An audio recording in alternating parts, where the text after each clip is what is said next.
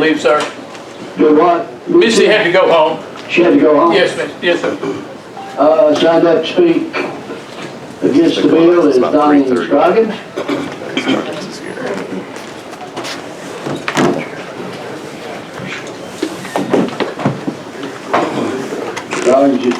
Thank you, Mr. Chairman. I'm Donnie Scroggins of Great County of Poinsett. I think you know where that's at.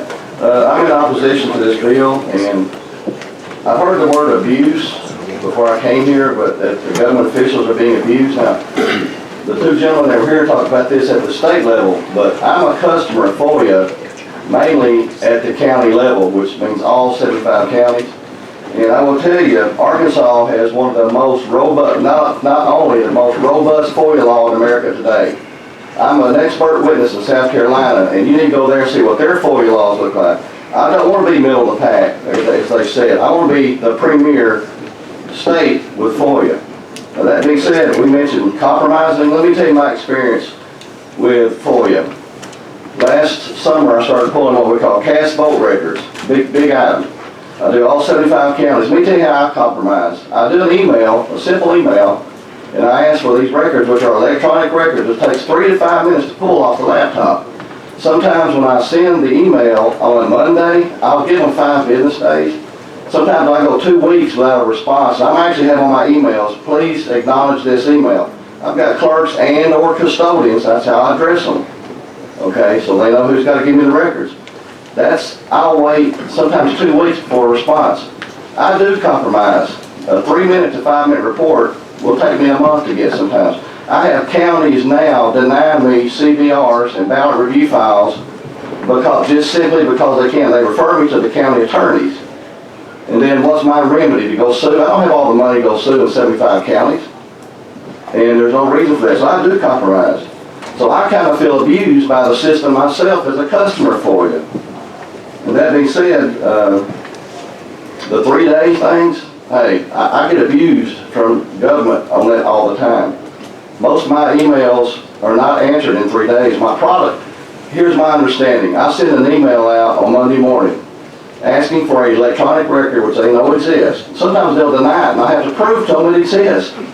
Actually, with the CVR files, I actually have to drive to the counties to show them how to pull off the electionware software computers these reports myself. I can't really use computers. I'm just a computer guy. I've actually had to hire people to do Zoom meetings with clerks to show them how to pull CVR files. It's a 3 to 5 minute process.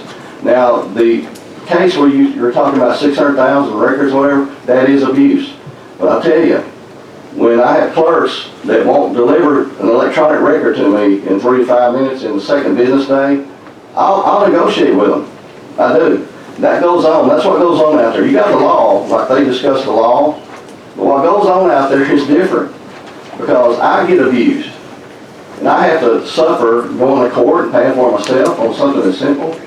And also on page 2 it talks about likely. Who determines what likely to be used by law enforcement? Now I understand ongoing investigations, all that stuff. I'm all for that. And I think FOIA handles that now. I know I can't go get an ongoing case file from the Truman Police Department. I know that. Or the state police. I don't expect it. I don't expect things that are in process. I understand that. We understand that as citizens. Also, the FOIA task force. I got the FOIA manual. I hope everybody has it. Why wasn't the task force here today? I mean, they're appointed. They have different people. Where's their opinion at on this? And as far as getting charged, I get my records electronically. I send an email, and the CVR files can be emailed to me in an Excel spreadsheet. I've had them play around with me and give it to them in some kind of crazy XML format. These clerks play around with you. They don't tell you the truth. I'll get an email to send the request to. A week later, they say, well, that's the wrong email. So that's the kind of abuse that I get as a citizen. And also, we're talking about, I'm going to end this with the cybersecurity part. I'm a computer guy. I've been in computers since '79 when mainframes around. And I do a lot of cybersecurity work. And I will tell you that it's kind of light on that sentence or two in the last of this bill. It talks about cybersecurity. Let me tell you, if you're a public entity and you have, shall we say, a ransomware attack, like a school, this body, the first person that's gonna be notified by law is state CISA. You have a state CISA agency, which falls under the federal CISA people. They're gonna come in and actually install software in your system to try to mitigate what's going on. That had to happen at Little Rock. If not, they probably broke the law. Congressman Crawford gives great sessions on what CISA is and all this good stuff. So the cybersecurity thing, that's taken care of by CISA. What was it, 2 or 3 months ago when, I don't want to accuse, but I think a company called Finlar out of Russellville, who ran most of the state's collectors and assessors software, they got hacked and it made the papers for 2 or 3 days, and that story just died. Can you FOIA to find out what happened? The only thing I can do is ask my assessor, what, are y'all back online off having these shoe boxes again? FOIA allows you to do that, but that's strange that story's disappeared. But also, as far as this determining 8 hours, I actually was forced to go into a clerk's office to get an electronic record. She could email to me. I took my own thumb drive, but she made me purchase her own thumb drive just to show that she could do it. That's the kind of abuse that citizens get. I'm talking to you from the other side of the table. I've been doing this for 3 years full time now. And this bill, the first part of the bill, I mean, I understand the investigation stuff, but that to me is already covered. I'm not a lawyer. I can't follow all the logic that they had, but I am a citizen with an education. And to me, FOIA works for Arkansas. I don't know why we got these 2 bills up here late in the session, and we got a bunch of great FOIA bills that maybe or maybe didn't get heard today down the hallway.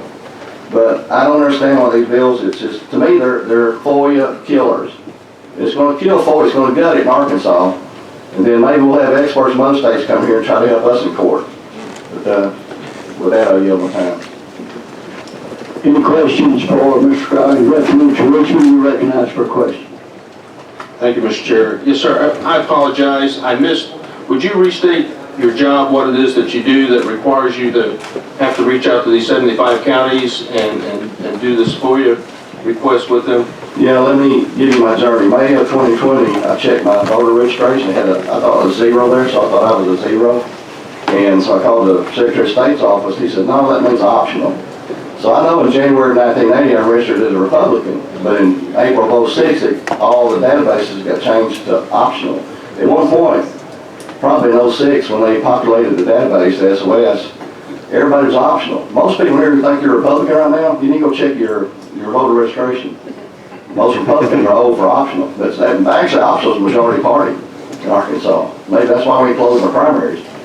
But I started that journey in May of 2020, and I was a poll worker in November 20, and I had 125 ballots in our precinct there in Poinsett County. 2 people came in, and they said, well, our system, the poll book said, you've been voted for already. And they said, we hadn't voted yet. Okay, that's intriguing to me as a computer person, right?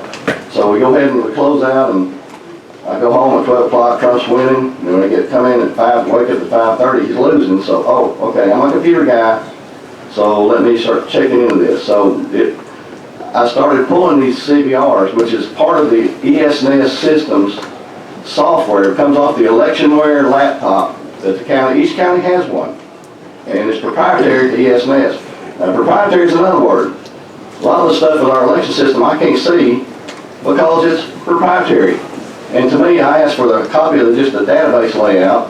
I was told by the SOS you can't have it, it's proprietary, because it might allow you to hack into their system, which is not correct.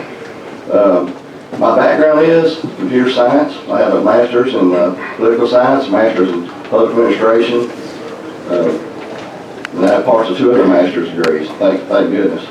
But, so that's where my journey began. So I am at a point, it's a special time for me because I'm retired. I can monetarily do election integrity work full time. That's what I do.